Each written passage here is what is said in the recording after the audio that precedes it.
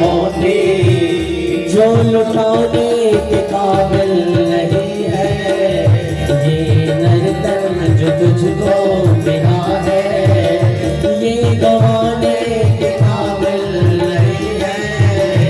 ये नर्तन जो तुझको मिला है।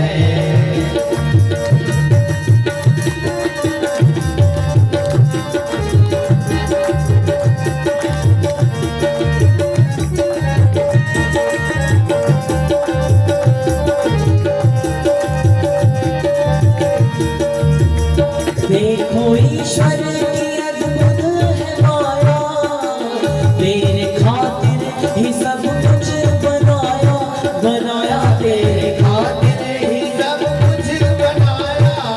और ऐसे ईश्वर को तूने बुलाया, ऐसे ईश्वर को तूने बुलाया जो बुलाने के काबिल नहीं है। ये तुझको मिला है ये गवाने के काबिल नहीं है। ये नर्तन जो तुझको मिला है। हारमोनियम का साउंड बढ़ाइए।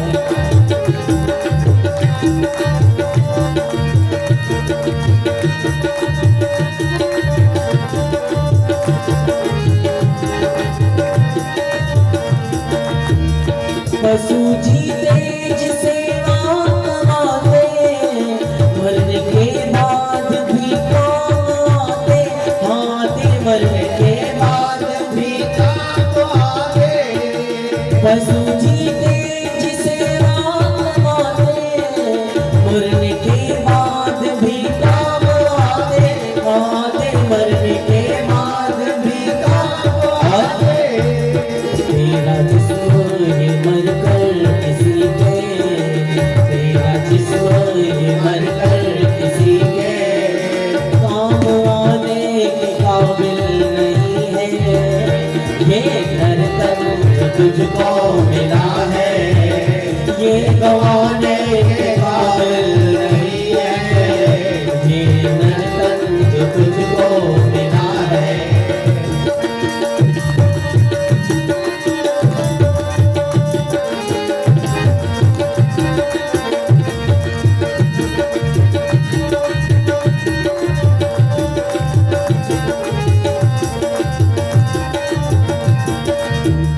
तू तो विषयों में लिपटा है ऐसा, खर्च करता तू जिन पे है पैसा। हाँ करता खर्च करता है जिन पे तू पैसा। तू तो विषयों में ऐसा है ऐसा, खर्च करता है जिन पे तू पैसा। हाँ पैसा खर्च करता है जिन पे तू पैसा।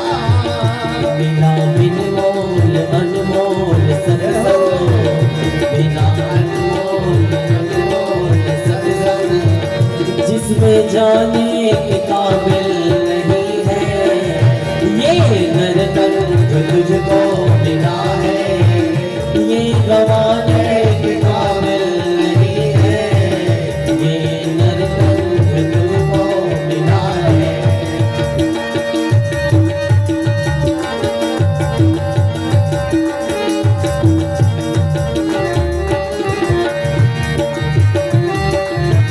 ताली बजाते हुए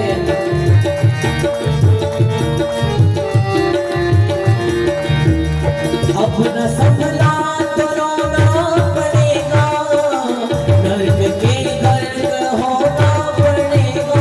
पड़ेगा नर्क के गर्क होना पड़ेगा। अपना संभला तो रोना पड़ेगा, नर्क के गर्क होना पड़ेगा।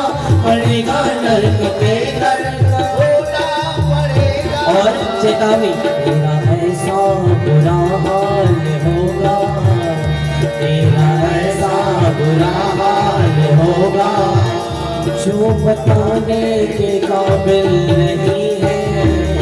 तेरा ऐसा बुरा हाल होगा जो बताने के काबिल नहीं है।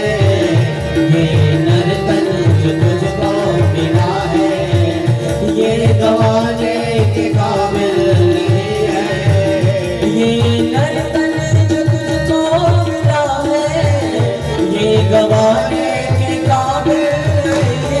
नहीं है ये गवाने के काबिल नहीं है। तेरा हर सांस अनमोल मोती, तेरा हर सांस अनमोल मोती, जो लुटाने के काबिल नहीं है। ये नर्तन जो तुझको मिला है, ये नर्तन जो तुझको मिला है, ये गवाने के काबिल नहीं है। ये लुटाने के काबिल नहीं है, ये भुलाने के काबिल नहीं है। ये नर्तन जो तुझको मिला है। बोलिए भारत माता की जय। हे भारत के वीरों और वीरांगनाओं, आगे विषय बढ़ता है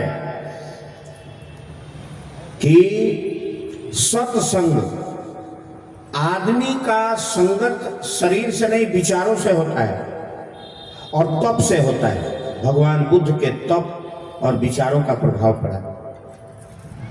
अगली कड़ी में हम बढ़ते हैं। मेरे भाई बंधुओं, नारद जी को आप सभी जानते हैं। नारद जी पहले जन्म में उपबरहन नाम के गंधर्व थे। उनको साप हुआ और शूद्र दासी के उदर से जन्म हुआ। उपबरहन नाम के गंधर्व थे। फिर उनको किसी ने साप दिया तो वो दासी के पुत्र के रूप में जन्म लिए। जन्म लेने के बाद बचपन में उनके पिता की मृत्यु हो गई। अब उस बालक का पालन पोषण करना बड़ी कठिन था। शूद्र परिवार की महिला थी। बच्चे को लेकर जंगल में निकली। एक ऋषि का आश्रम था, तो वहां वह चूंकि महिला थी शूद्र परिवार की, तो वह चौके में या घर में काम कर नहीं सकती थी। तो उसको गौशाला में सेवा करने के लिए गायों की ड्यूटी मिली और उसी में जो है इनका पालन पोषण होने लगा नारद जी के पूर्व जन्म। मेरे भाई बंधुओं, कुछ समय बीता। एक दिन भोर में गाय की सेवा करने के लिए उनकी माता जी गई और उसी गौशाला में कहीं सांप था अगल बगल, काट दिया। वो माता जी मर गई। कथा लंबी है, लेकिन आपको थोड़े में इस विषय को समझाना के लिए मैं इस विषय को लिया। फिर नारद जी बड़े रोए। कुछ ऋषि लोग आए थे उस आश्रम में जब माता जीवित थी। तो उस समय माता और नारद जी ने, बालक थे, दोनों ने मिलके ऋषियों की सेवा, शरीर छू नहीं सकते थे, भोजन बना नहीं सकते थे, तो वो जगह की सफाई करते थे, उनका जूठन फेंकते थे उठा करके। नारद जी उसी जूठन को खा रहे थे। नारद नाम नहीं था, उनके पूर्व जन्म की कथा है। ऋषि जाने लगे, 1 महीना तक रुके, लेकिन उनके विचारों का बड़ा गहरा प्रभाव नारद के ऊपर पड़ चुका था। बालक भी जाने के लिए जिद पकड़ लिए। उन्होंने कहा, नहीं बेटा, मां सबसे बड़ा भगवान होती है, इसलिए तुम्हारी माता जीवित है और माता की सेवा करना, माता की पूजा करना ही ईश्वर की सबसे बड़ी पूजा है। जब तक तुम्हारी माँ जीवित है, इसको छोड़ के तुम कहीं नहीं जाओगे।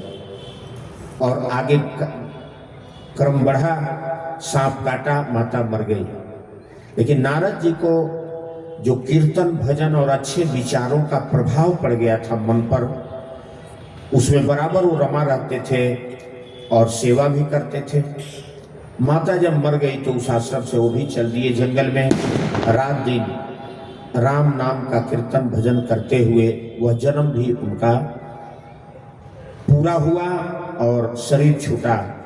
तीसरे जन्म में जाकर के एक ब्राह्मण कुल में पैदा हुए और फिर उनका किसी ऋषि से, गुरु से दीक्षा हुई और वह भक्ति भजन करने लगे। और उनके अंदर में जब ज्ञान आया, अच्छा विचार आया, और वही आगे चल के नारद ऋषि बने, देवर्षि बने, ब्रह्मर्षि बने। 24 अवतारों में एक अवतार नारद जी को माना जाता। तो विचारों के बदलाव से जाति धर्म पंथ सब बदल जाता है। इसीलिए पंडित श्री राम शर्मा ने आचार्य ने कहा कि इस जहर और अव्यवस्था को, भारत की सबसे बड़ी कमजोरी की रस्सी को तोड़ना है, इस जाति पाति वर्ग भेद को। तो सच्चा ज्ञान दीजिए। सबके अंदर जब सच्चा ज्ञान आएगा तो सभी ज्ञानवान, चरित्रवान, गुणवान और ईमानदार होंगे और ये जाति पाति वर्ग भेद का सब कुछ टूट जाएगा, सभी महान होंगे और हमारा देश सदगुरु बनेगा, जगत गुरु बनेगा।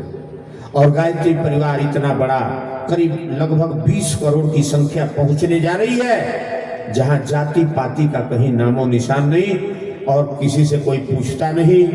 सभी वेद शास्त्र पढ़ रहे हैं। शांति कुंज हरिद्वार गुरुकुल में हमारी बहन बेटियां पढ़ रही हैं, सभी एक लाइन में बैठ के भोजन कर रही हैं, सभी शास्त्र वेद पढ़ रही हैं और सभी इस महानता और ऊंचाइयों को छूने के लिए अपना अपना प्रयास और कोशिश कर रहे हैं। कोई जाति पाति का यहाँ चर्चा, बोलिए भाई ये बात सही या गलत? पूरा समाज देख रहा है। हम ये गायत्री का चमत्कार आपको दिखा रहे हैं।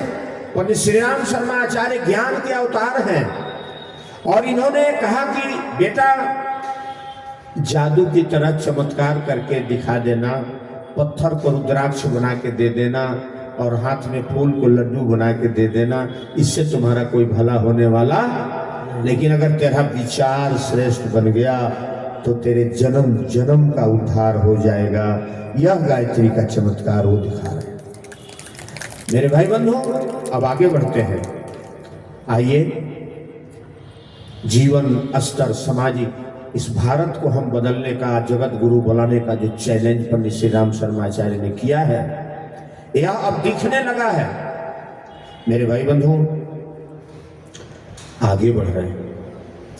आप सभी लोगों से निवेदन करूं, आगे की घटना आप सभी, मैं जो भी बता रहा हूं ये कोई नई कथा नहीं बता रहा हूं, आप सभी हमसे ज्यादा जानकार यहां बैठे हैं।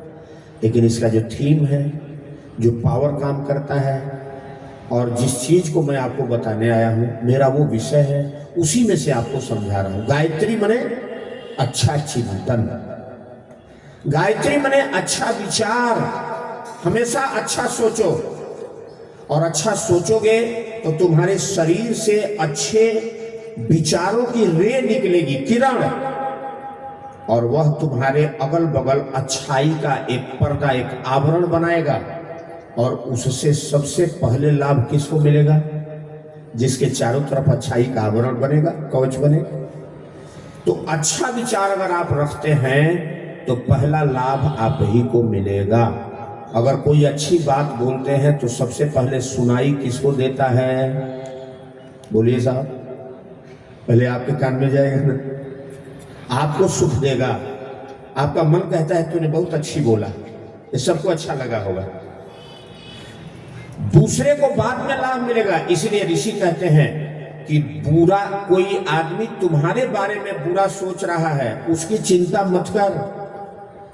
तू उस बुरा सोचने वाले के बारे में भी बुरा ना सोच के अच्छा सोच, तो तेरे विचारों का जो प्रभाव तेरे चारों तरफ होगा, तो बुरा सोचने वाले का प्रभाव तेरे विचारों के कवच से तेरे पास आ नहीं पाएगा, तेरे को छू नहीं पाएगा, तेरा कोई बाल बाका नहीं बिगाड़ पाएगा। इसलिए दूसरे की निंदा मत कर, निंदा करने से कोई तुमको लाभ मिलने वाला।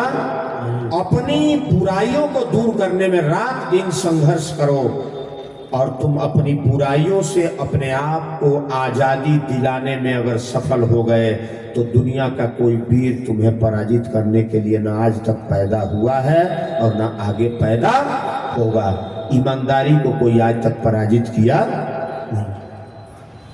मेरे भाई बंधु, यही है गायत्री का फिलॉसफी और दर्शन। इसलिए गुरुदेव ने कहा गायत्री मंत्र का जप करो और यज्ञ करो, यानी जो तुम सोचते हो उसको व्यवहार में उतारने के लिए अभ्यास करो। पूजा पाठ, पूजा माने अच्छी बातों को सुनना, समझना, सीखना, और पाठ मने उसका अभिनय करना, रोल अदा करना। बोले भाई, कहा जाता है पहले नौटंकी होती थी तो कहा जाता था किस चीज का पाठ आज हो रहा है। कहा जाता ना, आपसे भी हमारे जो बुजुर्ग लोग हैं, पहले ये सिनेमा नहीं था, नौटंकी थी। कहा जाता था किस चीज का, तो आज सत्य बिहुला का पाठ हो रहा है, आज सोरठी बिरजाभार का पाठ हो रहा है। तो पाठ में कोई राजा बना है, कोई दुष्ट बना है, कोई संत बना है, पाठ किया जाता है। अलग अलग रोल पाठ अदा किया जाता है। पूजा पाठ यानी अच्छी चीजों को सुनो, समझो, सीखो और उसी का अनुसरण और अनुगमन करो। ये है गायत्री और यज्ञ। इसीलिए शाम को आपको लेक्चर दे के पढ़ाया जा रहा है और सवेरे इसका प्रैक्टिकल इस लेबोरेटरी यज्ञशाला में कराया जा रहा है। सबको प्रणाम करिए, स्वाहा करिए, माने देने की बात बोलिए, लेने की बात। लेकिन आज हम लोग बोल रहे हैं राम राम जपना, सबका माल अपना, मुंह में राम बगल में छुरी, धीरे धीरे काटे मूड़ी, चाहे मुर्गा का, चाहे माई बाप का, चाहे भाई का, चाहे पड़ोसी का। यही आजकल पूजा पाठ तीर्थ बन गया है। गुरुदेव कहते हैं बेटा सत्संग करो, मूर्खता मत अपनाओ। सत्संग हम लोग मान लेते हैं किसको? शब्दों को। मैं इसकी महत्ता गरिमा पर कुछ नहीं कहना चाहता, अच्छी बात है, अच्छा तर्क, लेकिन केवल चौपाई पढ़ लेना, शास्त्रों की मंत्रों को, बातों को बोल देना, कह के सुना लेना, सुन लेना, ये सत्संग नहीं है। ये तो तर्क वितर्क है, जानकारी करने की ये तरीके हैं। सत्संग है कि सत्य विचार तेरे हृदय और मन मस्तिष्क में प्रिंट हो जाए, इसका नाम है सत्संग। और आइए अब सत्संग की अगली वैज्ञानिक बात आपके सामने रख रहे हैं। मेरे भाई बंधुओं, एक कीर्तन थोड़ा सा छोटा हो जाए बीच में और इसके साथ हम पढ़ते हैं। मेरे भाई बंधुओं, विषय बड़ा गहरा है। विचार कैसे मनुष्य के जीवन को बदल देता है और इसी का पीला पंडित श्री राम शर्मा आचार्य ने उठाया, इसी की दवाई गायत्री मंत्र दिया।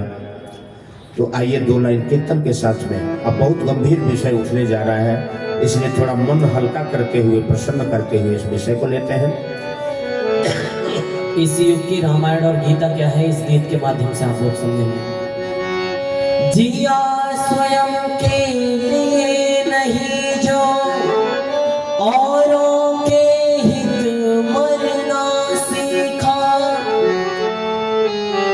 दुखियारी मानवता को देख जिसका अंत चीखा, बना वही जग का पैगंबर, मंदिर का भगवान बन गया, गुरुद्वारे का ज्ञान ग्रंथ वहाँ गिरजा घर के शान बन गया।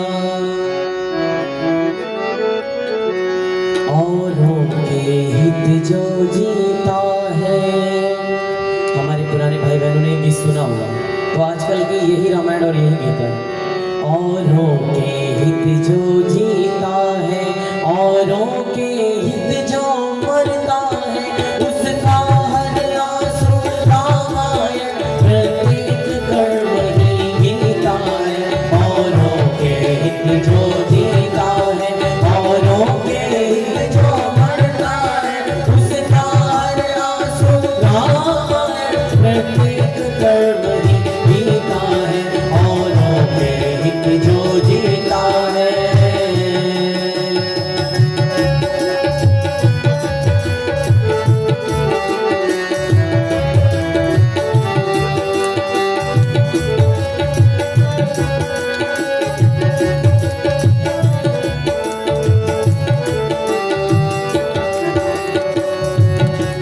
जिसने जग के मंगल को ही अपना जीवन व्रत मान लिया, जिसने जग के मंगल को ही अपना जीवन व्रत परिव्याप्त वेश में कण कण में भगवान तत्व पहचान लिया। परिव्याप्त वेश में कण कण में भगवान तत्व पहचान लिया।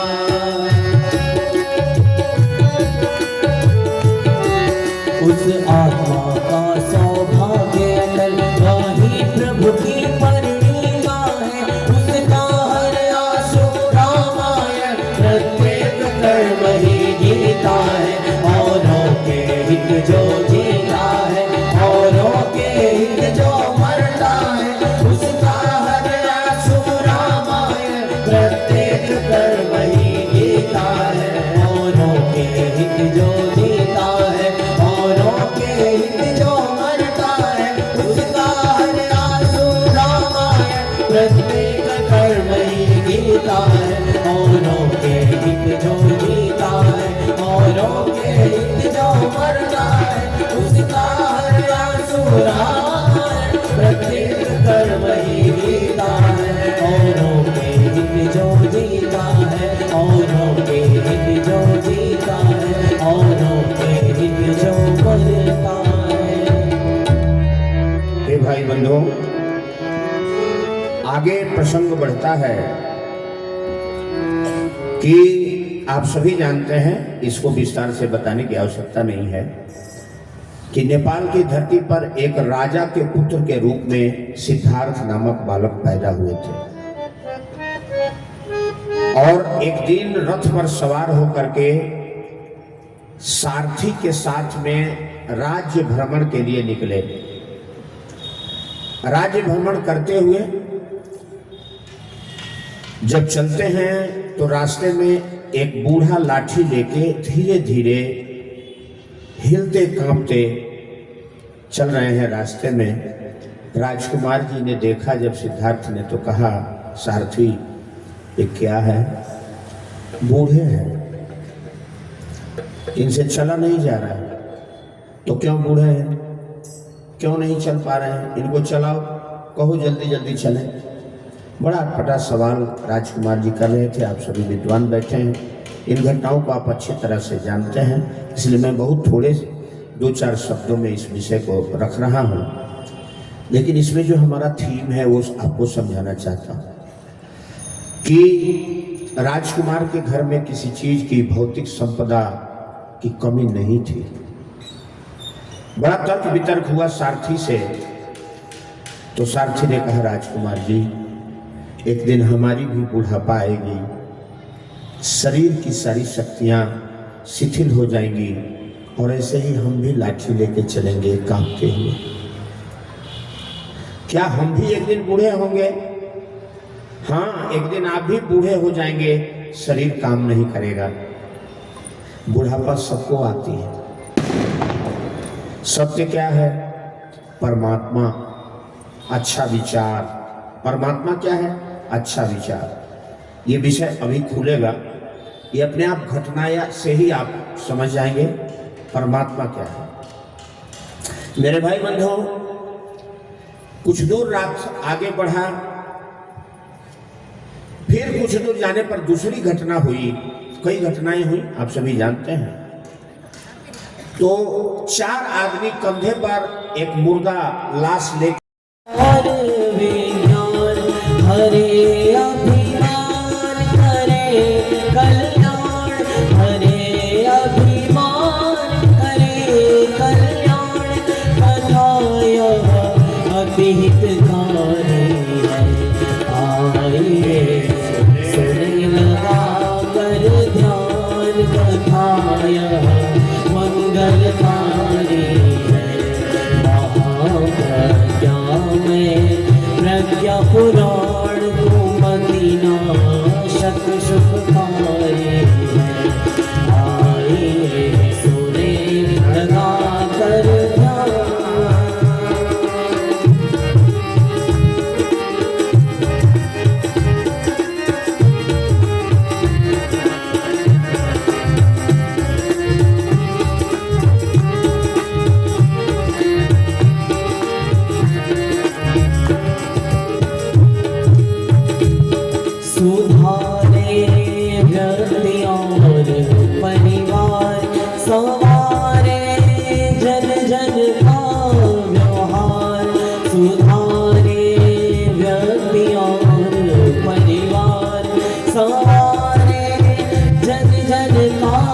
व्यवहार धवल गंगा की निर्मल धार स्नेह सिंचन का दे उपहार धवल गंगा की निर्मल धार स्नेह सिंचन का दे उपहार करे उपचार अनेक प्रकार करे उपचार अनेक प्रकार आज की जो भी मांग है आइए सुने लगा कर ध्यान कथाएं मंगलकारी है आइए सुने लगा कर ध्यान कथाएं मंगलकारी है महाप्रज्ञा में प्रज्ञा पुराण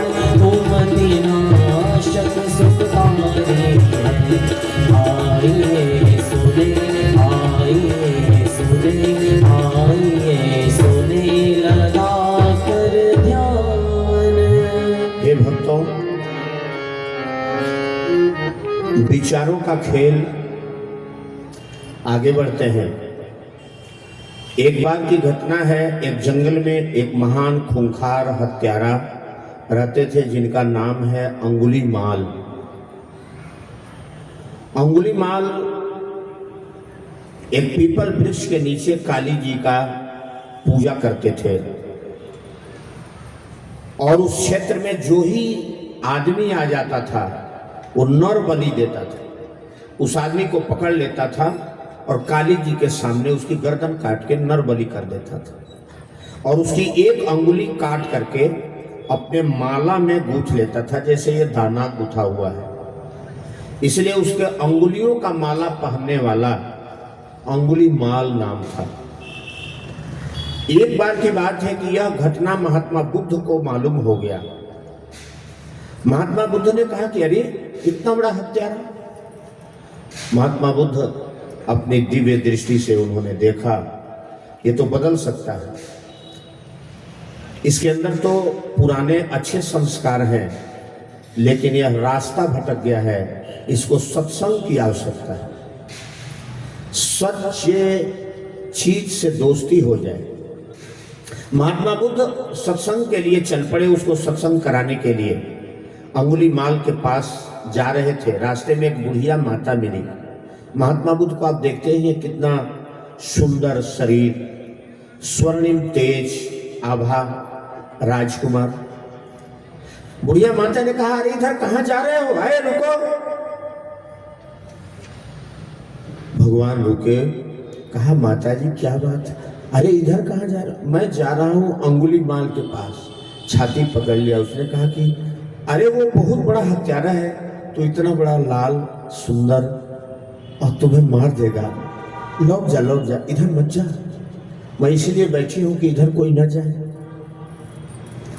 माता जी मैं लौट के आऊंगा, विश्वास रखो। और चल दिए महात्मा बुद्ध। अरे चिल्लाने लगी। खैर चले गए। फिर उस राज्य के राजा ने वहां द्वारपाल सिपाही खड़ा कर दिए थे कि उस जंगल की तरफ किसी को जाने नहीं देते थे। महात्मा बुद्ध वहां पहुंचे तो उन सिपाहियों ने रोका कि इधर मत जाइए। उन्होंने कहा कि नहीं मुझे जाने दो, मुझे कुछ नहीं होगा, मैं अभी वापस आऊं। और आगे बढ़े और अंगुलीमाल माता काली के पास में पीपल के नीचे बैठा था। देखा एक तमतमाता हुआ सुंदर चेहरा सूर्य के जैसे प्रकाश देदीप्यमान बिखेर रहा है। उसके अंदर में और भगवान बुद्ध के तपस्या का, उनके ज्ञान का, विचार का प्रभाव भी उसके पर पड़ा और वह जो कठोर हृदय है उसमें बदलाव आया। उसने देखा कि अरे ये तो बड़ा सुंदर पुरुष है, अगर ये मेरे पास आ जाएगा तो मुझे इसकी हत्या करनी पड़ेगी और इसका हत्या करने का मन नहीं कर रहा है, इसको रोको ताकि वहीं रुक जाए। और उसने बोला रुको। महात्मा बुद्ध रुक गए। कहा अंगुलीमाल मैं तो रुक गया, तुम कब रुकोगे? अब अंगुलीमाल ने कहा कि ये मेरे को रोकने की बात कर रहा है। मेरे को जानता नहीं, इसका मतलब कोई दुष्ट दिखाई दे रहा है। और वह खड़ा हुआ, काली जी के पास में खंजर था, तलवार लेकर के आगे बढ़ता हुआ महात्मा बुद्ध के पास क्रोध में लाल लाल आंखें करते हुए पहुंच गया। क्या बोला तुमने? अंगुलीमाल, मैं तो रुक गया तेरे कहने पर, तुम कब रुकोगे? तुम्हें मालूम नहीं कि मैं अंगुलीमाल हूं और मैं नर बोली देता हूं,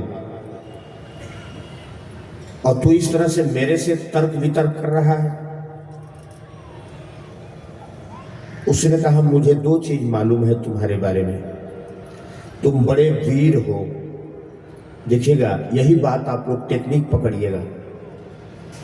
आदमी की अगर बुरा है तो उसकी बुराई को मत छूइए, उसकी अच्छाई को, बुराई को भी अच्छाई से, शब्दों से नवाजिए। और महात्मा बुद्ध देखिए नवाज रहे हैं उसकी वीरता को। मैंने दो चीज तुम्हारे बारे में जाना है कि तू बड़ा वीर है, साहसी है, और दूसरा तू बड़ा बुद्धिमान है। मैं तुमसे दो सवाल करना चाहता हूं, इसीलिए मैं आया हूं, और मेरे दो सवाल का जवाब दे दो, और इसके बाद अंगुलीमाल मेरी हत्या कर लेना, हमें कोई दिक्कत नहीं है। मैं जानता हूं कि तुम हत्या करते हो, और मैं इसीलिए आया हूं, मेरी हत्या तू कर देना, कोई दिक्कत नहीं है, लेकिन तू दो सवाल का जवाब दे दे, और उसके बाद जो करना है कर ले। बोल।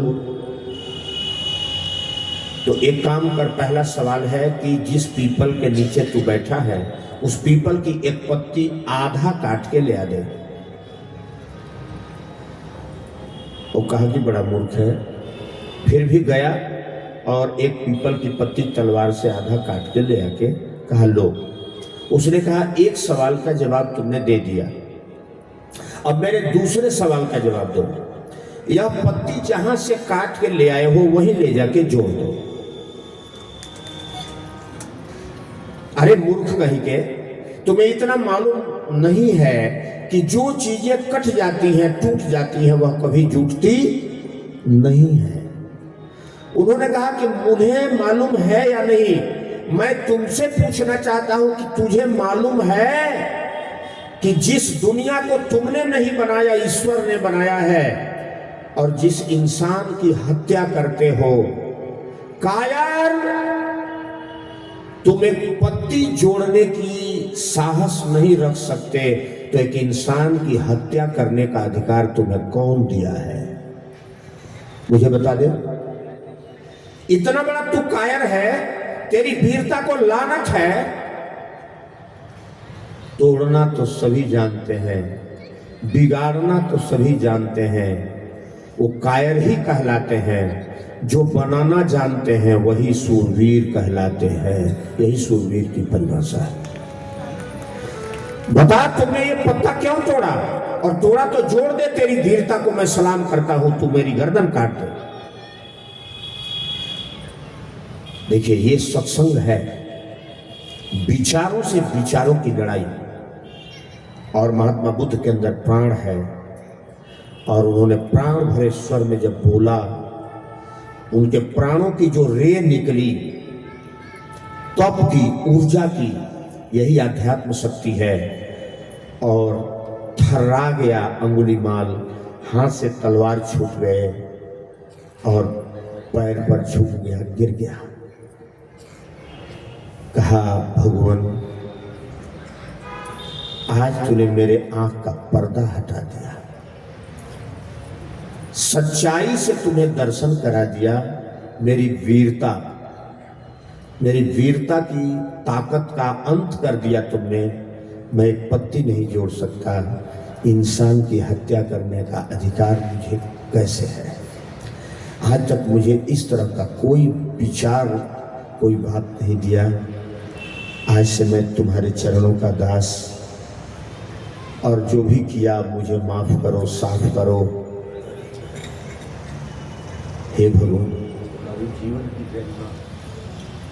तो मैं आपसे निवेदन करूं, महात्मा बुद्ध ने कहा कि बोल अब मेरी गर्दन काटेगा नहीं भगवान, ये तन भी तेरा, ये मन भी तेरा, ये जीवन तेरा। ये विचार परिवर्तन है।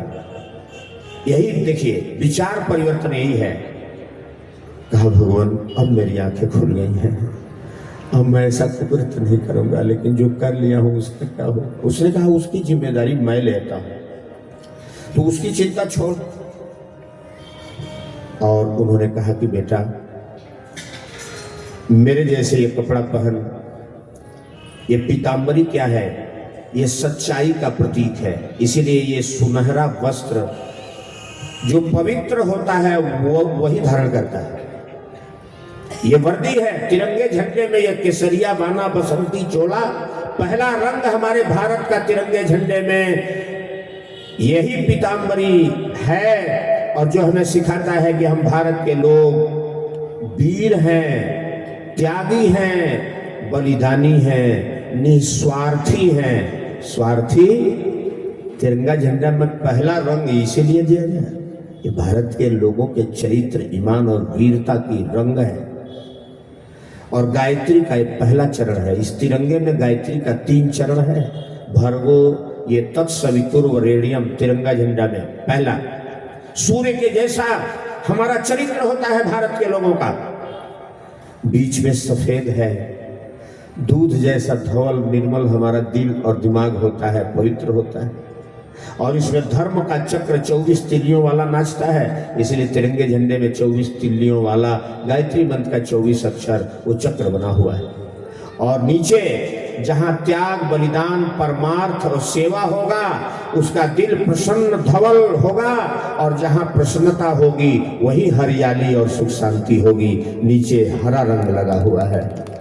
मेरे भाई बंधुओं, ये गायत्री मंत्र का 3 चरण है। आइए उसका विचार बदला। कहा ये पीतांबरी पहन और पूरे नगर नगर में जा, जहां जहां लोगों की हत्या किया है, और लोगों से कहा दुनिया वालों, अंगुलीमाल पागल था जो गलती किया, अंगुलीमाल जैसा गलती तुम लोग मत करना, भगवान का नाम लो। भगवान मैंने इतनी हत्याएं की हैं कि अगर मैं क्षेत्रों में जाऊंगा तो लोग मेरी हत्या कर देंगे। उसने कहा कोई हत्या नहीं करेगा, और जाके यही कहना, ऐ दुनिया वालों, जो गलती अंगुलीमाल किया तुम लोग मत करना। लोग पत्थर मार रहे हैं, खून से लहूलुहान हो गया। यही कहते हुए अंगुलीमाल पागल हो गया और चला आया। सारा खून गिरा उसके शरीर से। भगवान बुद्ध ने कहा अंगुलीमाल तू पवित्र हो गया, तेरे खून में जितना पाप और कुकर्म था लोगों ने तुम्हें मारा, सजा दिया, और वह खून बाहर निकल गया, पाप का खून निकल गया। अब आज से तू पवित्र हो जाएगा। और उन्होंने दीक्षा दिया। दीक्षा माने श्रेष्ठता की, सच्चाई का विचार दिया। दीक्षा का मतलब श्रेष्ठ विचार देना, और दीक्षा लेने का मतलब होता है श्रेष्ठ विचार लेना और निकृष्ट विचार छोड़ना। और अंगुलीमाल ने हत्या का निकृष्ट विचार छोड़ा और सच्चा विचार महात्मा बुद्ध से लिया। आगे चल करके वही बहुत बड़ा ज्ञानी बना, बौद्ध भिक्षु बना अंगुलीमाल। मेरे भाई बता, ये विचार क्रांति है। और पंडित श्री राम शर्मा आचार्य ने हजारों नहीं लाखों करोड़ों शराबियों को ये पीला पीला वर्दी पहना के गायत्री मंत्र और वेद मंत्र बुलवा करके देवी और देवता बना के घुमा दिया इस समाज। बस्तर और रांची जिला के पहाड़ में, जंगलों में पत्थर तोड़ करके और मजदूरी करके जीने वाली लड़कियां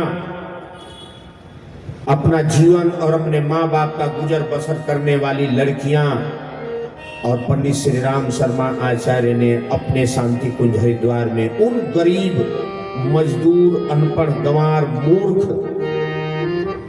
जाति और परिवार की लड़कियों को बुला करके परम पूज्य गुरुदेव ने गायत्री मंत्र सिखाया, गायत्री की साधना कराया, और उसके अंदर में विचार शक्ति को, सद्ज्ञान को पैदा कराया। वेद शास्त्र पढ़ा करके आज ब्रह्मवादिनी टोली बना के और विश्व लेवल का अश्वमेध महायज्ञ अभी पिछले 2024 जनवरी में हुआ था, जिसमें विश्व के मंच से उन रांची और बस्तर के जंगल में पैदा होने वाली लड़कियों ने जो वेद का मंत्र ब्रह्मादिनी बन के बोली, उसको सुन के बड़े बड़े आचार्य के दांत खट्टे हो गए। उनको ब्रह्मवादिनी बना के विश्व में पूज्यमान बना दिया, पूजवा दिया। ये ज्ञान का कमाल है, ये पंडित श्री राम शर्मा आचार्य की ज्ञान क्रांति का कमाल। इसलिए हे भारत के वीरों, ये यज्ञ और गायत्री का जो आधार है, आइए अभी विषय खुल रहे हैं। तो गीत का ये जीवन बड़ा मूल्यवान है।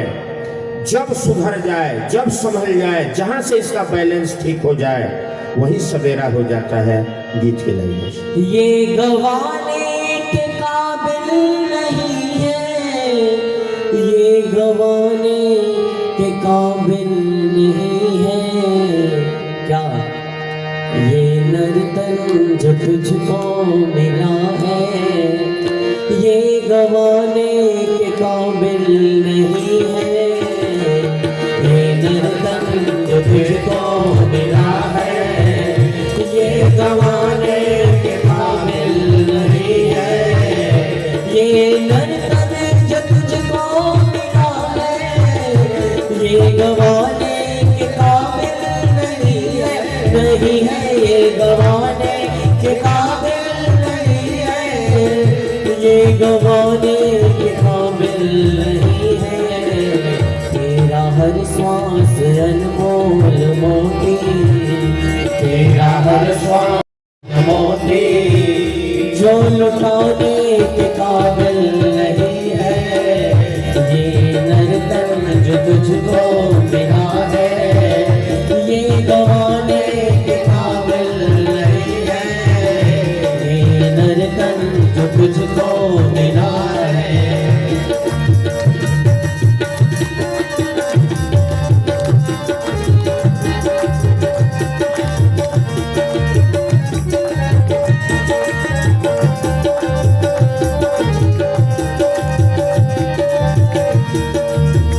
देखो ईश्वर की अद्भुत है माया, तेरे खातिर ही सब कुछ बनाया, बनाया तेरे खातिर ही सब कुछ बनाया, और ऐसे ईश्वर को तूने बुलाया, ऐसे ईश्वर को तूने बुलाया, जो बुलाने के काबिल नहीं है, ये नर्तन जो तुझको मिला है, ये गवाने के काबिल नहीं है, ये नर्तन जो तुझको मिला है। हारमोनियम का साउंड बढ़ाइए।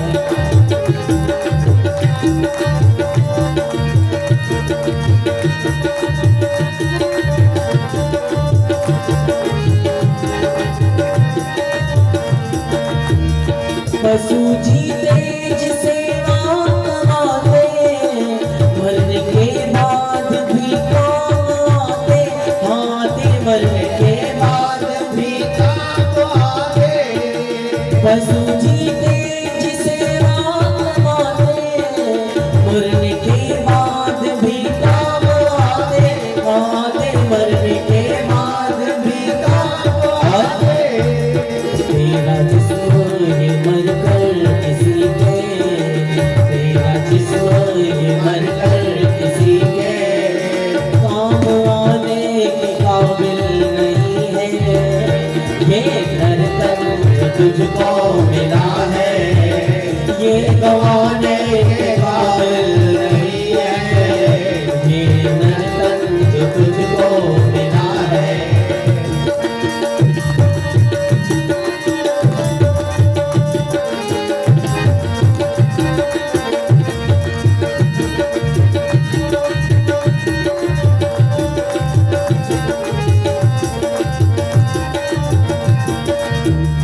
तू तो विषयों में लिपटा है ऐसा, खर्च करता तू जिन पे है पैसा, हाँ करता खर्च करता है जिन पे तू पैसा,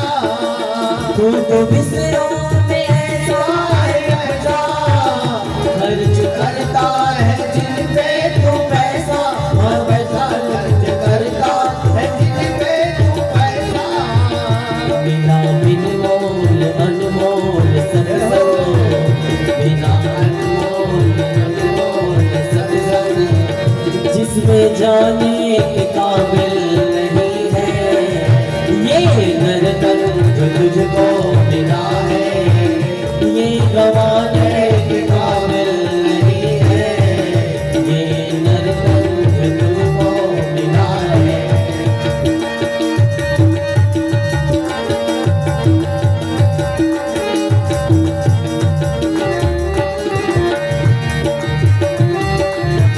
ताली बजाते हुए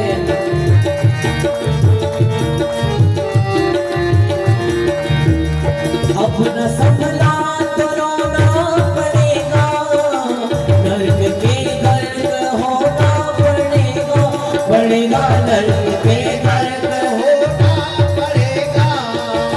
अपना सपना तो रोना पड़ेगा, नर्क के गर्क होना पड़ेगा, पड़ेगा नर्क के गर्क होना पड़ेगा। और चेतावनी, तेरा ऐसा बुरा हाल होगा, तेरा ऐसा बुरा हाल होगा जो बताने के काबिल नहीं है, तेरा ऐसा बुरा हाल होगा जो बताने के काबिल नहीं है ये नर्तन जो तुझको मिला है, ये गवाने के काबिल नहीं है ये नर्तन जो तुझको मिला है, ये गवाने के काबिल नहीं है ये गवाने के काबिल नहीं है।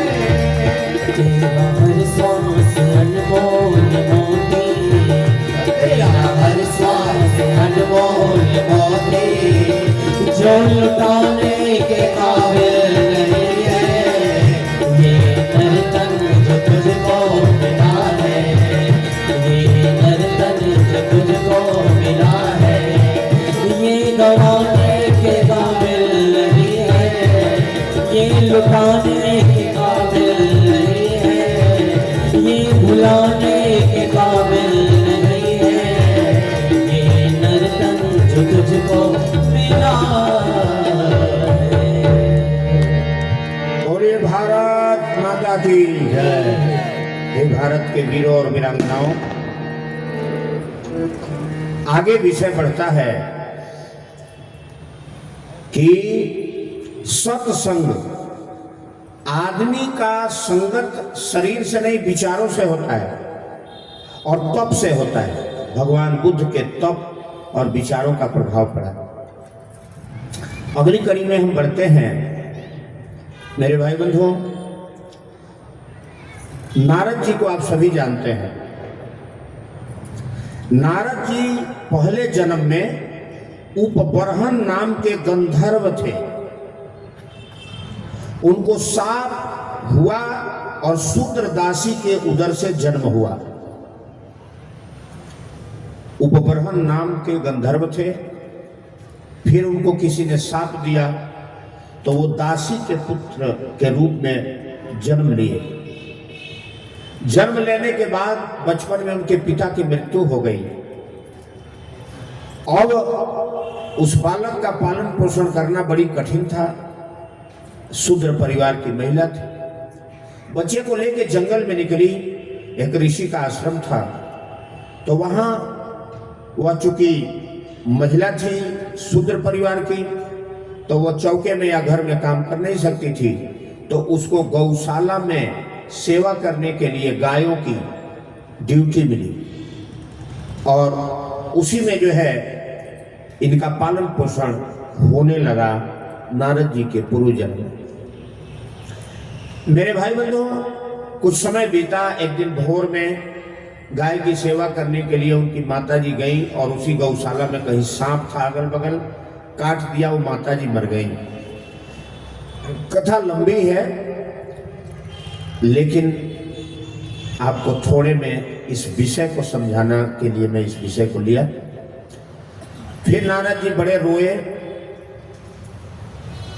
कुछ ऋषि लोग आए थे उस आश्रम में जब माता जीवित थी, तो उस समय माता और नारद जी ने, बालक थे, दोनों ने मिलके ऋषियों की सेवा, शरीर छू नहीं सकते थे, भोजन बना नहीं सकते थे, तो वो जगह की सफाई करते थे, उनका जूठन फेंकते थे उठा करके। नारद जी उसी जूठन को खा रहे थे। नारद नाम नहीं था, इनके पूर्व जन्म की कथा है। ऋषि जाने लगे, 1 महीना तक रुके, लेकिन उनके विचारों का बड़ा गहरा प्रभाव नारद के ऊपर पड़ चुका था। बालक भी जाने के लिए जिद पकड़ लिए। उन्होंने कहा, नहीं बेटा, मां सबसे बड़ा भगवान होती है, इसलिए तुम्हारी माता जीवित है और माता की सेवा करना, माता की पूजा करना ही ईश्वर की सबसे बड़ी पूजा है। जब तक तुम्हारी मां जीवित है, इसको छोड़ के तुम कहीं नहीं जाओगे।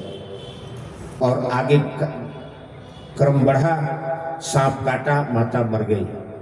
लेकिन नारद जी को जो कीर्तन, भजन और अच्छे विचारों का प्रभाव पड़ गया था मन पर, उसमें बराबर वो रमा रहते थे और सेवा भी करते थे। माता जब मर गई तो उस आश्रम से वो भी चल दिए जंगल में। रात दिन राम नाम का कीर्तन भजन करते हुए वह जन्म भी उनका पूरा हुआ और शरीर छूटा। तीसरे जन्म में जाकर के एक ब्राह्मण कुल में पैदा हुए और फिर उनका किसी ऋषि से, गुरु से दीक्षा हुई और वह भक्ति भजन करने लगे। और उनके अंदर में जब ज्ञान आया, अच्छा विचार आया, और वही आगे चल के नारद ऋषि बने, देवर्षि बने, ब्रह्मर्षि बने। 24 अवतारों में एक अवतार नारद जी को माना जाता। तो विचारों के बदलाव से जाति, धर्म, पंथ सब बदल जाता है। इसीलिए पंडित श्री राम शर्मा ने, आचार्य ने कहा कि इस जहर और अव्यवस्था को, भारत की सबसे बड़ी कमजोरी की रस्सी को तोड़ना है, इस जाति पाति वर्ग भेद को। तो सच्चा ज्ञान दीजिए। सबके अंदर जब सच्चा ज्ञान आएगा तो सभी ज्ञानवान, चरित्रवान, गुणवान और ईमानदार होंगे और ये जाति पाति वर्ग भेद का सब कुछ टूट जाएगा, सभी महान होंगे। हमारा देश सदगुरु बनेगा, जगत गुरु बनेगा।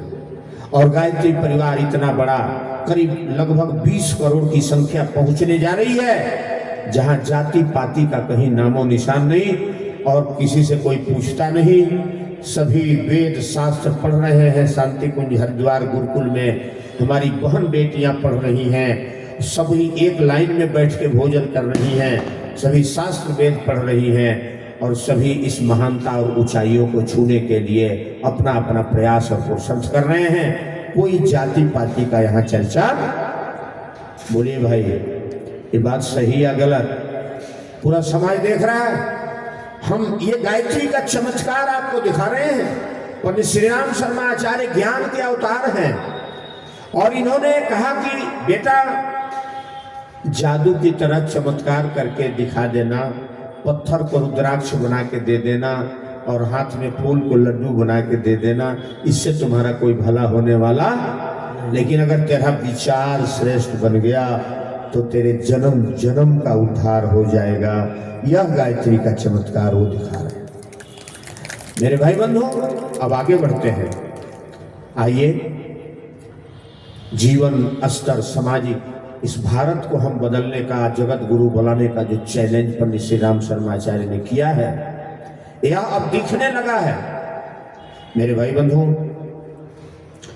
आगे बढ़ रहे हैं।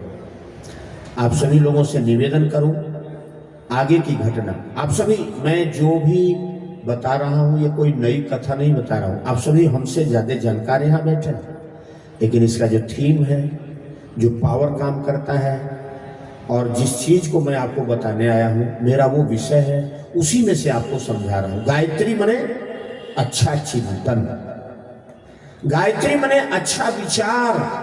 हमेशा अच्छा सोचो और अच्छा सोचोगे तो तुम्हारे शरीर से अच्छे विचारों की रे निकलेगी, किरण। और वह तुम्हारे अगल बगल अच्छाई का एक पर्दा, एक आवरण बनाएगा।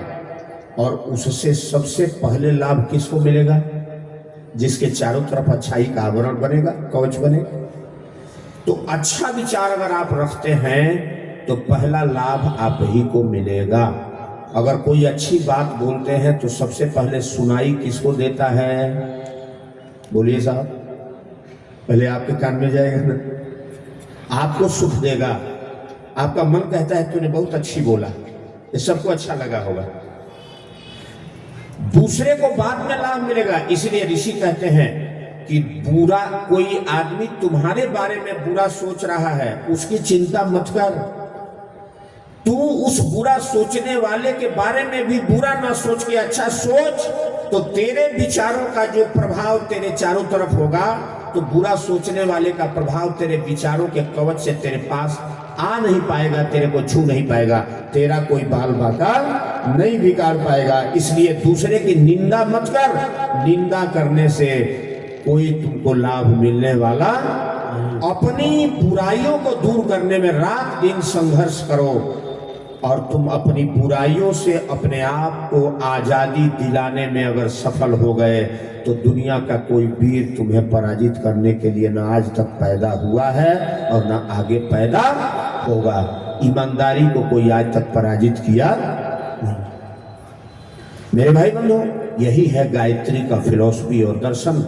इसलिए गुरुदेव ने कहा गायत्री मंत्र का जप करो और यज्ञ करो, यानी जो तुम सोचते हो उसको व्यवहार में उतारने के लिए अभ्यास करो।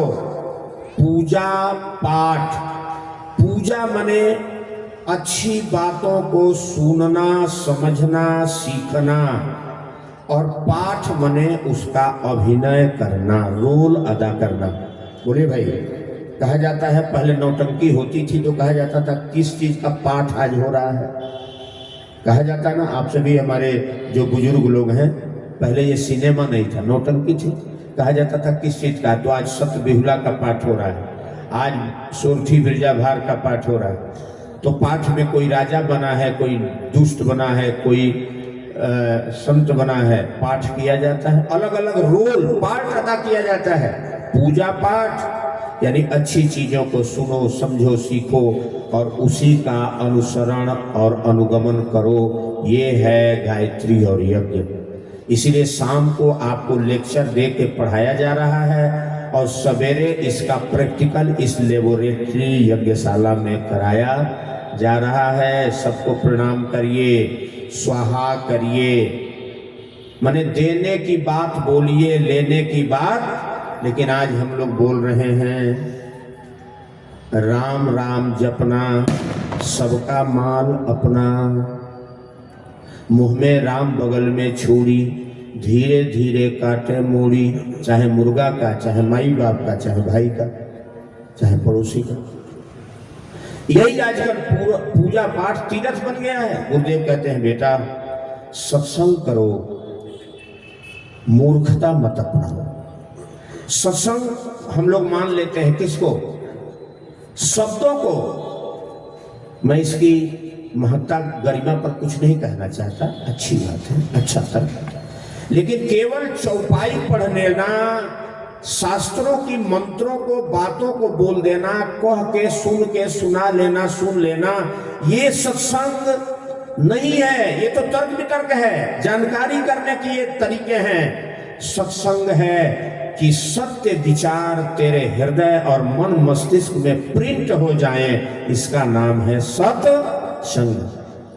और आइए अब सत्संग की अगली वैज्ञानिक बात आपके सामने रख रहे हैं। मेरे भाई बंधु, एक कीर्तन थोड़ा सा छोटा हो जाए बीच में और इसके साथ हम पढ़ते हैं। मेरे भाई बंधु, विषय बड़ा गहरा है। विचार कैसे मनुष्य के जीवन को बदल देता है, और इसी का पीला पंडित श्री राम शर्मा आचार्य ने उठाया, इसी की दवाई गायत्री मंत्र दिया।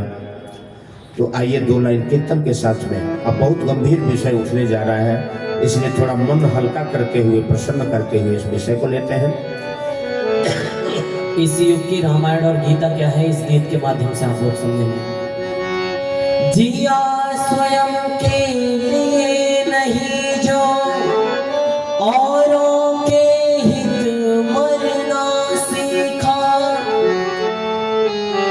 दुखियारी मानवता को देख जिसका अंत चीखा, बना वही जग का पैगंबर, मंदिर का भगवान बन गया, गुरुद्वारे का ज्ञान ग्रंथ वहाँ गिरजा घर के शान बन गया।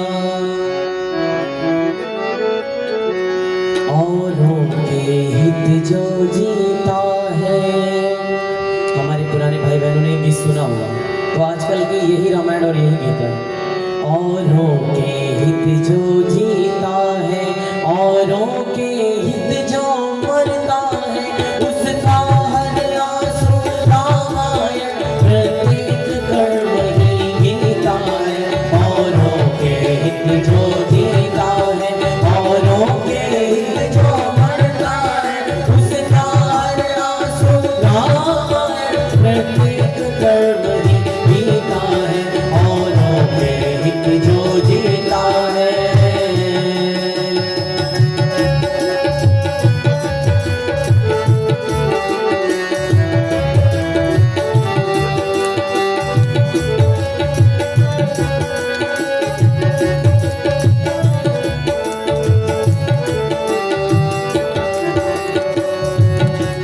जिसने जग के मंगल को ही अपना जीवन व्रत मान लिया, जिसने जग के मंगल को ही अपना जीवन व्रत मान लिया, पर्याप्त वेश के कण कण में भगवान तत्व पहचान लिया, पर्याप्त वेश के कण कण में भगवान तत्व पहचान लिया।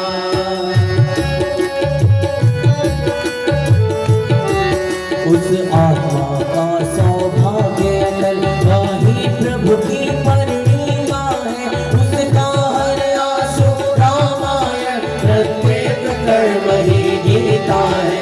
औरों के हित जो जीता है, औरों के हित जो मरता है, उसका हर आंसू रामायण, प्रत्येक कर्म ही गीता है। औरों के हित जो जीता है, औरों के हित जो मरता है, उसका हर आंसू रामायण, प्रत्येक कर्म ही गीता है। औरों के हित जो जीता है, औरों के हित जो मरता है, उसका हर आंसू रामायण, प्रत्येक कर्म ही गीता है। औरों के हित जो जीता है, औरों के हित जो जीता है, औरों के हित जो मरता है। हे भाई बंधुओं, आगे प्रसंग बढ़ता है कि आप सभी जानते हैं, इसको विस्तार से बताने की आवश्यकता नहीं है, कि नेपाल की धरती पर एक राजा के पुत्र के रूप में सिद्धार्थ नामक बालक पैदा हुए थे। और एक दिन रथ पर सवार होकर के सारथी के साथ में राज्य भ्रमण के लिए निकले। राज्य भ्रमण करते हुए जब चलते हैं तो रास्ते में एक बूढ़ा लाठी लेके धीरे धीरे हिलते कांपते चल रहे हैं रास्ते में। राजकुमार जी ने देखा जब सिद्धार्थ ने, तो कहा, सारथी ये क्या है? बूढ़े हैं, इनसे चला नहीं जा रहा है। तो क्यों बूढ़े हैं, क्यों नहीं चल पा रहे हैं? इनको चलाओ, कहो जल्दी जल्दी चलें। बड़ा अटपटा सवाल राजकुमार जी कर रहे थे। आप सभी विद्वान बैठे हैं, इन घटनाओं को आप अच्छी तरह से जानते हैं, इसलिए मैं बहुत थोड़े 2-4 शब्दों में इस विषय को रख रहा हूँ। लेकिन इसमें जो हमारा थीम है वो आपको समझाना चाहता हूँ कि राजकुमार के घर में किसी चीज की भौतिक संपदा की कमी नहीं थी। बड़ा तर्क वितर्क हुआ सारथी से। तो सारथी ने कहा, राजकुमार जी, एक दिन हमारी भी बुढ़ापा आएगी, शरीर की सारी शक्तियां शिथिल हो जाएंगी और ऐसे ही हम भी लाठी लेके चलेंगे कांपते हुए। क्या हम भी एक दिन बूढ़े होंगे? हाँ, एक दिन आप भी बूढ़े हो जाएंगे, शरीर काम नहीं करेगा। बुढ़ापा सबको आती है। सत्य क्या है? परमात्मा, अच्छा विचार। परमात्मा क्या है? अच्छा विचार। ये विषय अभी खुलेगा, ये अपने आप घटना से ही आप समझ जाएंगे परमात्मा क्या है। मेरे भाई बंधुओं, कुछ दूर रात आगे बढ़ा, फिर कुछ दूर जाने पर दूसरी घटना हुई। कई घटनाएं हुई, आप सभी जानते हैं। तो 4 आदमी कंधे पर एक मुर्दा लाश ले हरे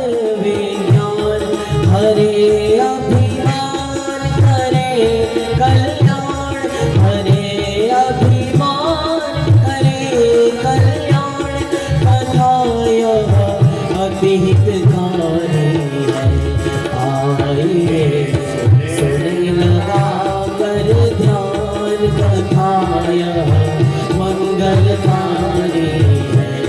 महाप्रज्ञा में प्रज्ञा पुराण कुमति नाशक सुखकारी है। आइए सुने लगा कर ध्यान।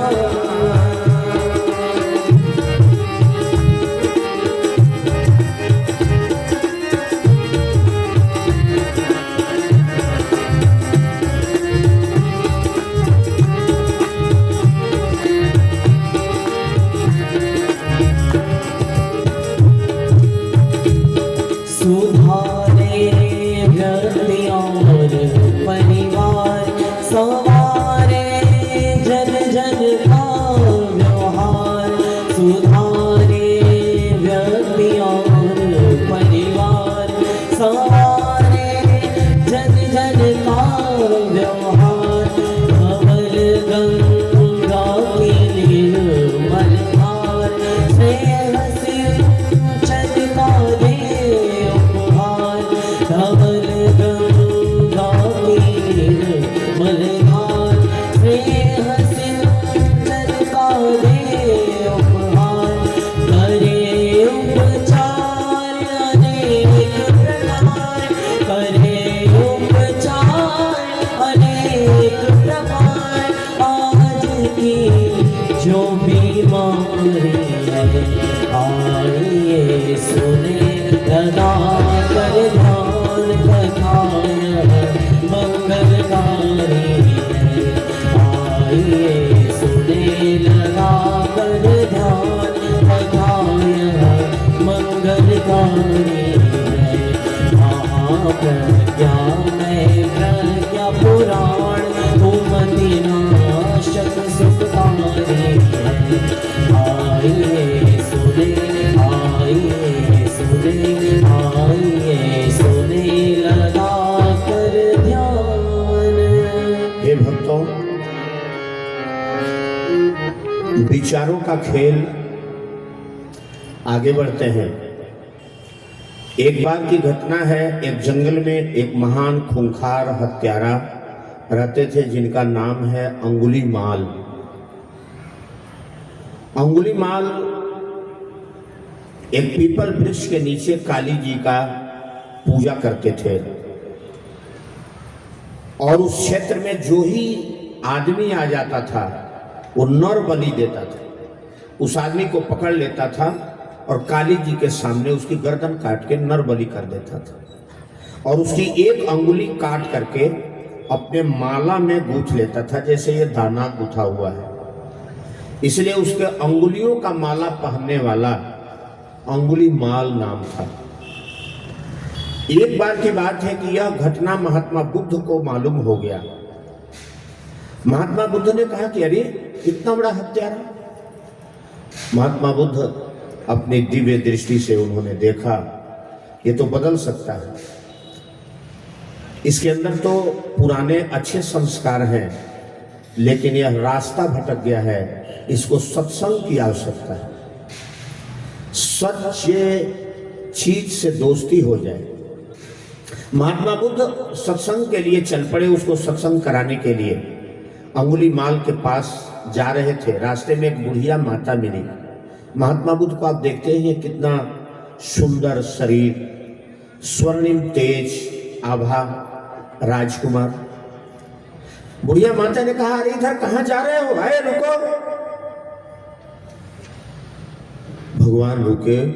कहा, माता जी क्या बात है? अरे इधर कहां जा रहे हो? मैं जा रहा हूं अंगुलीमाल के पास। छाती पकड़ लिया। उसने कहा कि अरे वो बहुत बड़ा हत्यारा है, तो इतना बड़ा लाल सुंदर और तुम्हें मार देगा। लौट जा, लौट जा, इधर मत जा। मैं इसलिए बैठी हूं कि इधर कोई न जाए। माता जी मैं लौट के आऊंगा, विश्वास रखो। और चल दिए महात्मा बुद्ध। अरे चिल्लाने लगी। खैर चले गए। फिर उस राज्य के राजा ने वहां द्वारपाल सिपाही खड़ा कर दिए थे कि उस जंगल की तरफ किसी को जाने नहीं देते थे। महात्मा बुद्ध वहां पहुंचे तो उन सिपाहियों ने रोका कि इधर मत जाइए। उन्होंने कहा कि नहीं, मुझे जाने दो, मुझे कुछ नहीं होगा, मैं अभी वापस आऊं।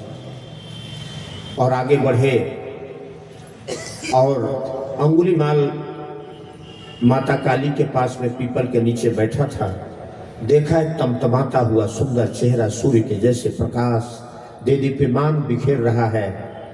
उसके अंदर में और भगवान बुद्ध के तपस्या का, उनके ज्ञान का, विचार का प्रभाव भी उसके पर पड़ा और वह जो कठोर हृदय है उसमें बदलाव आया।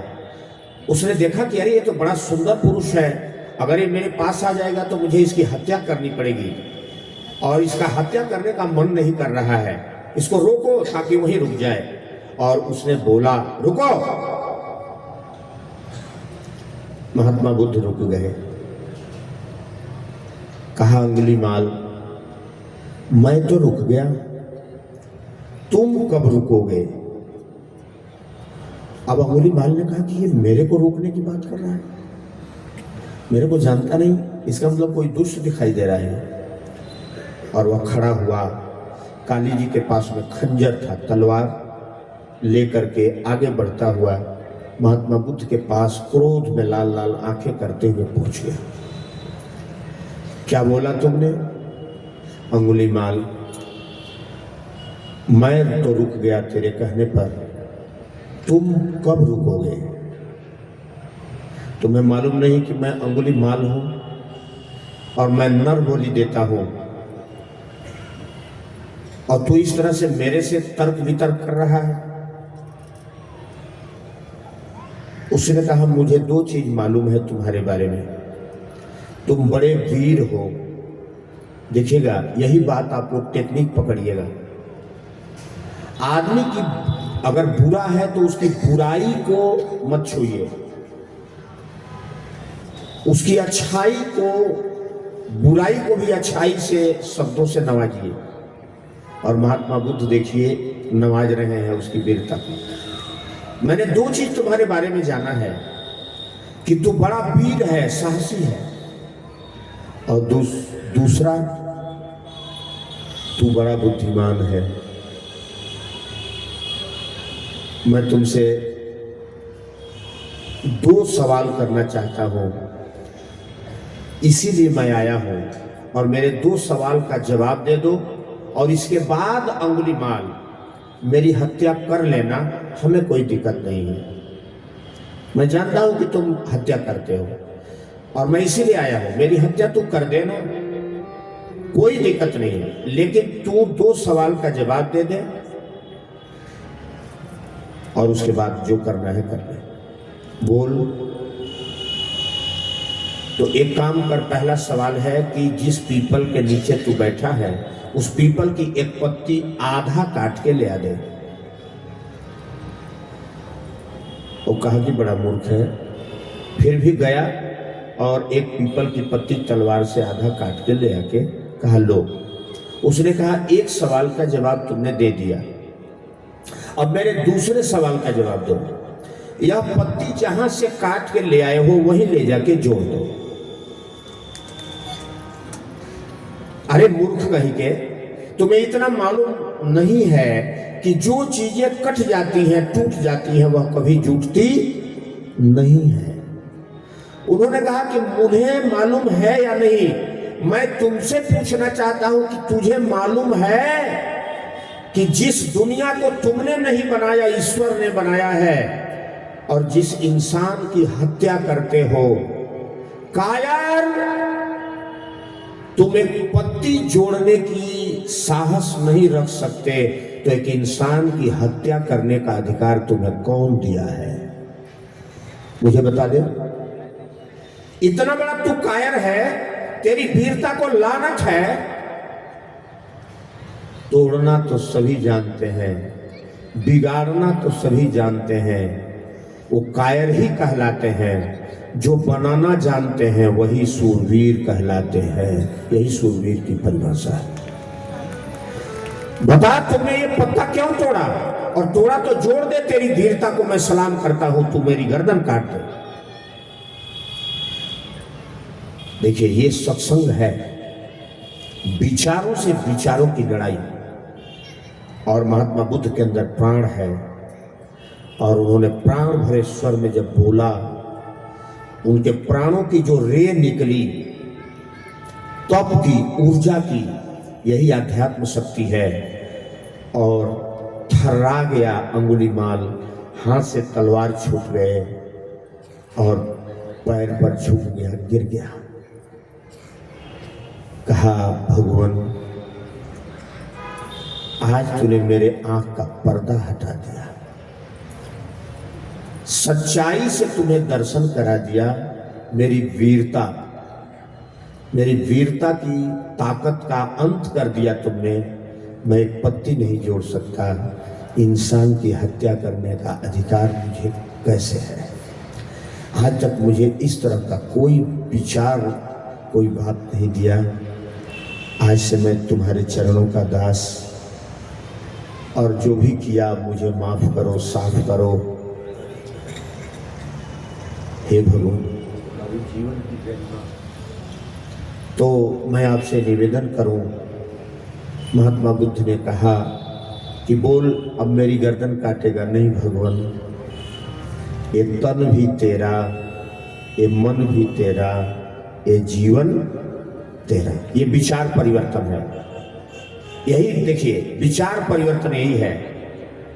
कहा, भगवान, अब मेरी आंखें खुल गई हैं, अब मैं ऐसा कुकृत नहीं करूंगा, लेकिन जो कर लिया हूं उसका क्या हो? उसने कहा, उसकी जिम्मेदारी मैं लेता हूं, तो उसकी चिंता छोड़। और उन्होंने कहा कि बेटा, मेरे जैसे ये कपड़ा पहन। ये पीतांबरी क्या है? ये सच्चाई का प्रतीक है। इसीलिए ये सुनहरा वस्त्र जो पवित्र होता है वो वही धारण करता है। ये वर्दी है, तिरंगे झंडे में ये केसरिया बाना बसंती चोला, पहला रंग हमारे भारत का तिरंगे झंडे में यही पीतांबरी है। और जो हमें सिखाता है कि हम भारत के लोग वीर हैं, त्यागी हैं, बलिदानी हैं, निस्वार्थी हैं। स्वार्थी तिरंगा झंडा में पहला रंग इसीलिए दिया गया, ये भारत के लोगों के चरित्र, ईमान और वीरता की रंग है। और गायत्री का ये पहला चरण है। इस तिरंगे में गायत्री का 3 चरण है। भर्गो, ये तत्सवितुर्वरेण्यम, तिरंगा झंडा में पहला। सूर्य के जैसा हमारा चरित्र होता है भारत के लोगों का, बीच में सफेद है। दूध जैसा धवल निर्मल हमारा दिल और दिमाग होता है, पवित्र होता है। और इसमें धर्म का चक्र 24 तिल्लियों वाला नाचता है। इसलिए तिरंगे झंडे में 24 तिल्लियों वाला गायत्री मंत्र का 24 अक्षर वो चक्र बना हुआ है। और नीचे जहां त्याग, बलिदान, परमार्थ और सेवा होगा, उसका दिल प्रसन्न धवल होगा। और जहां प्रसन्नता होगी वही हरियाली और सुख शांति होगी। नीचे हरा रंग लगा हुआ है। मेरे भाई बंधुओं, ये गायत्री मंत्र का 3 चरण है। आइए, उसका विचार बदला। कहा, ये पीतांबरी पहन और पूरे नगर नगर में जा, जहां जहां लोगों की हत्या किया है, और लोगों से कहा, दुनिया वालों, अंगुलीमाल पागल था जो गलती किया, अंगुली माल जैसा गलती तुम लोग मत करना। भगवान का नाम लो। भगवान, मैंने इतनी हत्याएं की है कि अगर मैं क्षेत्रों में जाऊंगा तो लोग मेरी हत्या कर देंगे। उसने कहा कोई हत्या नहीं करेगा। और जाके यही कहना, ऐ दुनिया वालों, जो गलती अंगुली माल किया तुम लोग मत करना। लोग पत्थर मार रहे हैं, खून से लहूलुहान हो गया। यही कहते हुए अंगुली माल पागल हो गया और चला आया। सारा खून गिरा उसके शरीर से। भगवान बुद्ध ने कहा, अंगुली माल तू पवित्र हो गया। तेरे खून में जितना पाप और कुकर्म था, लोगों ने तुम्हें मारा, सजा दिया और वह खून बाहर निकल गया, पाप का खून निकल गया। अब आज से तू पवित्र हो जाएगा। और उन्होंने दीक्षा दिया। दीक्षा माने श्रेष्ठता की, सच्चाई का विचार दिया। दीक्षा का मतलब श्रेष्ठ विचार देना, और दीक्षा लेने का मतलब होता है श्रेष्ठ विचार लेना और निकृष्ट विचार छोड़ना। और अंगुली माल ने हत्या का निकृष्ट विचार छोड़ा और सच्चा विचार महात्मा बुद्ध से लिया। आगे चल करके वही बहुत बड़ा ज्ञानी बना, बौद्ध भिक्षु बना अंगुली माल। मेरे भाई बहनों, ये विचार क्रांति है।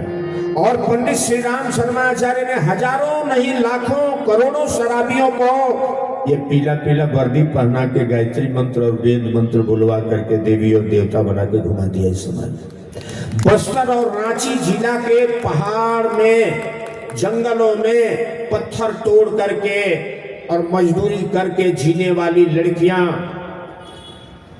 अपना जीवन और अपने माँ बाप का गुजर बसर करने वाली लड़कियां, और पंडित श्री राम शर्मा आचार्य ने अपने शांति कुंज हरिद्वार में उन गरीब मजदूर, अनपढ़, गंवार, मूर्ख जाति और परिवार की लड़कियों को बुला करके परम पूज्य गुरुदेव ने गायत्री मंत्र सिखाया, गायत्री की साधना कराया और उसके अंदर में विचार शक्ति को, सद्ज्ञान को पैदा कराया।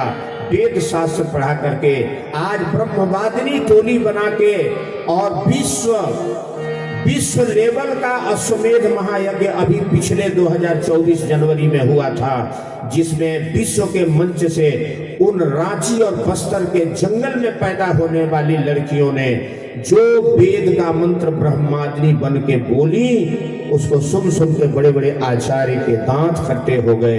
उनको ब्रह्मवादिनी बना के विश्व में पूज्यमान बना दिया, पूजवा दिया। ये ज्ञान का कमाल है। ये पंडित श्री राम शर्मा आचार्य की ज्ञान क्रांति का कमाल। इसलिए हे भारत के वीरों, ये यज्ञ और गायत्री का जो आधार है, आइए अभी विषय खुल रहे हैं। तो गीत का ये जीवन बड़ा मूल्यवान है। जब सुधर जाए, जब संभल जाए, जहां से इसका बैलेंस ठीक हो जाए, वही सवेरा हो जाता है। गीत के लाइन ये गवाने के काबिल नहीं है, ये गवाने के काबिल नहीं है क्या ये नर्तन जो तुझको मिला है, ये गवाने के काबिल नहीं है, ये नर्तन जो तुझको मिला है, ये गवाने के काबिल नहीं है, ये नर्तन जो तुझको मिला है, ये गवाने के काबिल नहीं है, नहीं है, ये गवाने के काबिल नहीं है, ये गवाने के काबिल नहीं है। तेरा हर श्वास अनमोल मोती, तेरा हर श्वास युग का समाधान फिर पाओ, युग का समाधान फिर पाओ। लो प्रज्ञा पुराण ले जाओ, लो प्रज्ञा पुराण ले जाओ, प्रज्ञा पुत्रों को समझाओ, प्रज्ञा पुत्रों को समझाओ। यह गति है युग समाधान की, यह गति है युग समाधान की, यह गति है युग समाधान की। आरती श्री प्रज्ञा पुराण की, आरती श्री प्रज्ञा पुराण की जय जय जय महागायत्री जय जय जय महागायत्री जय जय जय महागायत्री जय जय जय महागायत्री। यह प्रभु का प्रज्ञावतार है, यह प्रभु का प्रज्ञावतार है, युग पीड़ा का शमन सार है, युग पीड़ा का शमन सार है, ज्ञानामृत की सुधाधार है, ज्ञानामृत की सुधाधार है, दुष्चिंतन का मधुकार है, दुष्चिंतन का मधुकार है, विधि भवरागों के निदान की, विधि भवरागों के निदान की, विधि भवरागों के निदान की, आरत श्री प्रज्ञा पुराण की, आरत श्री प्रज्ञा पुराण की, आरत श्री प्रज्ञा पुराण की, युग दृष्टा के दीपदार की, आरत श्री प्रज्ञा पुराण की, कर्पूर गौरव करुणावतारम संसार सारम भुजगेन्द्रहारम सदा वसन्तं हृदयारविन्दे भवं भवानी शङ्करं नमामि त्वमेव माता च पिता त्वमेव त्वमेव बन्धुर्नमोदेव